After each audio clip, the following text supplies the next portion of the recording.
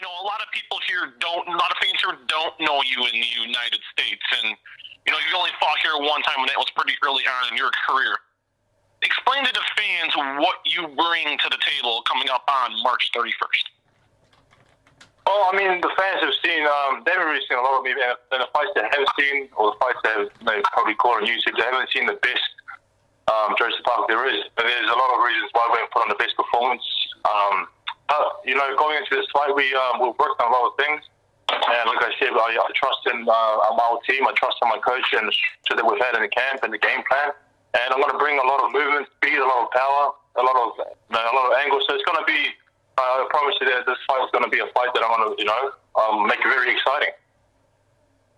You know, and this question is for Kevin. You can help answer this as well. Because I've seen that Joe, that you were going to be losing weight heading into this fight. And what was the reasoning behind losing weight heading into this fight? I'll tell you what, Joe is still a very young heavyweight. We've been together for 5 years, and we still are a long way away from the finished product. Last year, we bulked Joe up quite a bit. We put a bunch of muscle on him. We put an extra 4 kilos of weight on him, which is about 10 pounds. And it actually didn't really work out for us. So we sat down, Joe and I, and we said that we felt that he was a busier fighter. He was a more mobile fighter. His feet were faster, which made his hands faster when he was lighter. So we thought for a fight like this against a big, strong, powerful guy like Joshua, it was important that we went back to a mobile, lighter fighter. You know, I've seen a lot of fans. I know a lot of fans have come to our website and they have said that, you know, it seems like the reason Anthony and Eddie Hearn wanted to take this fight was due to your performance. What many have said wasn't your best performance against Huey Fury.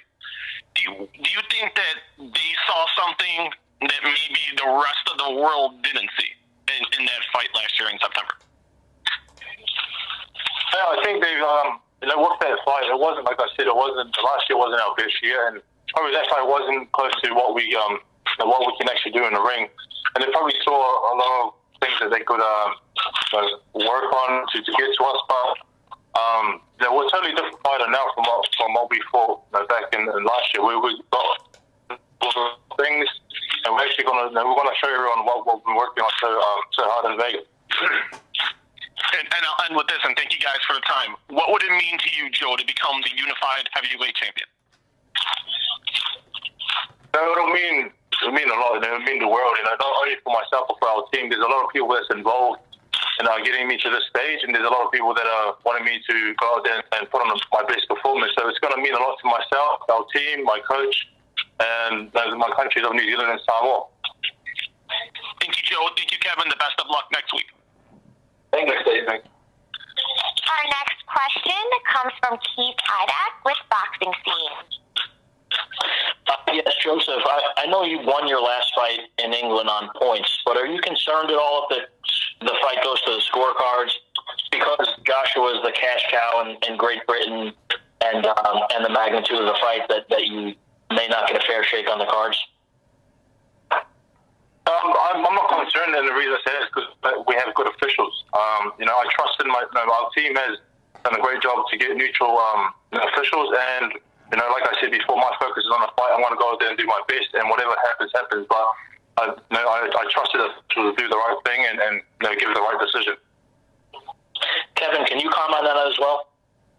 Yeah, sure. Look, it was very important for us when we were formulating this contract that we had independent neutral officials, and we have 3 judges, one from the United States, one from the UK, one from New Zealand, and we have an Italian referee. So I think we're very happy with the names that have been put forward, and there'll be no disputing the decision.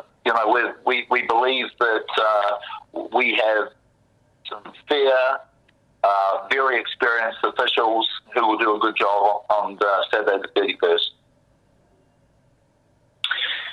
Joseph, you were just talking about the Fury fight and how that wasn't your best performance, and you've improved since then. Do you think that maybe the other side is underestimating you a little bit based on what they saw in that fight? Yeah, I think the other side, on that performance, are underestimating us, and I think a lot of people are already writing us off because of their performance. But like I said, we've worked on a lot of things, and we've had a great camp, and it's going to be a different fight. It's going to be a different fight that you guys will see March 31. How much can that work in your favor that, as you said, he might be underestimating you based on that fight? But if they're judging us on that fight, then they got it totally wrong. But that can definitely work in our favor. Kevin, can you discuss that as well? Well, I think the same will go for both camps. I think if they're looking at the Fury fight, we know that Joseph is a much better fighter than that. Fury was a very, very awkward opponent, an opponent that we wouldn't have even been in the ring with. It wasn't for our mandatory. And just as looking at Joshua's last fight with Carlos Takam, he really didn't light the world on fire in that fight, and he left a lot of exclamation marks about his performance. And we're expecting a much better Joshua than the one that fought Carlos Takam. So the thing could be said both ways. Kevin, do you think his performance was based on Takam being a late replacement, or what do you attribute that to? I think, we know Takam, but, when Joe fought Takam, he had 3 months' notice, not 12 days. And he was in the gym training, and he prepared properly over 3 months. He wasn't riding a bicycle round like what he was before he fought Joshua.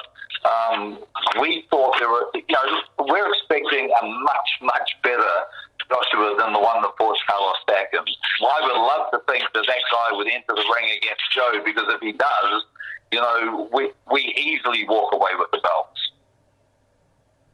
Joseph, what did you think of Joshua's performance against Takam?